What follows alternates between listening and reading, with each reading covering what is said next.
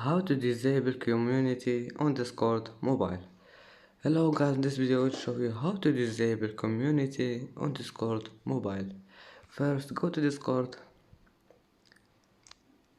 and then go to your server. This is my server, and now click this one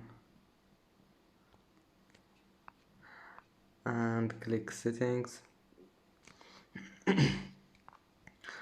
And now all you need to do is just click this one, overview, and click disable community, and then click this one. And as you see, the community has been disabled. And that's today's video. If you like it, don't forget like and subscribe, and see you in the next video.